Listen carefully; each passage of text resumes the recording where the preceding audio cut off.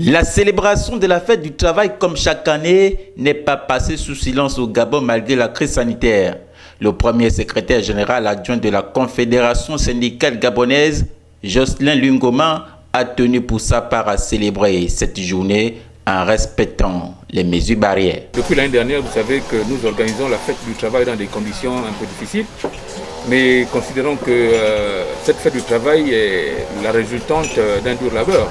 Des travailleurs sont morts pour qu'aujourd'hui nous ayons 40 heures de travail et une certaine liberté sur le plan syndical. Donc on a l'obligation de les honorer.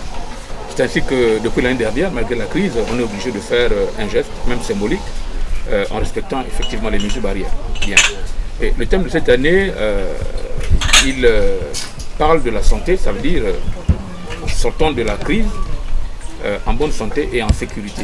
Donc ces éléments sont liés à un événement que nous avons récemment fêté, c'est-à-dire la journée internationale de la prévention des risques professionnels, donc la journée internationale de la sécurité et de la santé au travail. Et le thème que le BIT a choisi, il est parfaitement en phase avec cet événement-là. Et la crise aussi est parfaitement en phase avec le thème.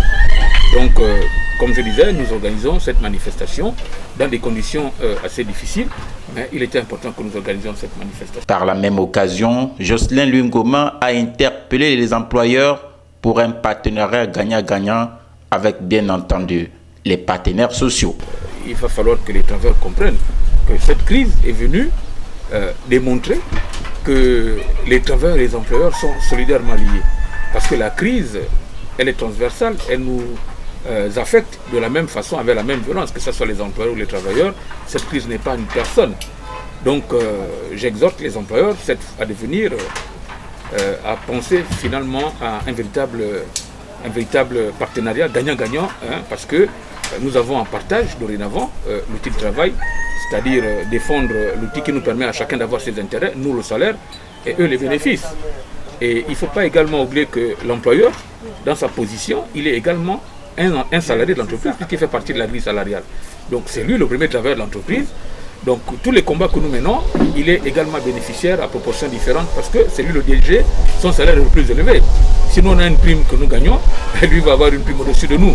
Donc il devrait plutôt comprendre que nous sommes des partenaires sociaux. Et dans le contexte actuel de la crise, il est clair, ce n'est pas une option, c'est une obligation pour nous aujourd'hui d'être soudés parce que nous sommes étroitement liés dans le cadre de la lutte contre la crise. Et donc les employeurs devraient comprendre qu'il vaut mieux avoir affaire à un partenaire social qui comprend, un mauvais partenaire social qui comprend le sens du compromis, plutôt que d'avoir un allié de circonstance qui va changer d'allié quand on lui fera une meilleure offre. Donc voilà un peu ce que je voulais dire à l'endroit des employeurs.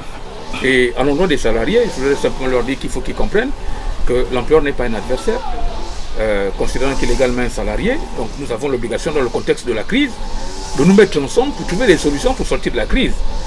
Nous sommes liés, sinon on a le choix entre mourir ensemble parce qu'on ne se sera pas compris ou sortir ensemble de la crise parce qu'on se sera compris, on aura trouvé des solutions ensemble. Le rendez-vous a été pris pour l'année prochaine, peut-être pas dans les mêmes conditions sanitaires que cette année.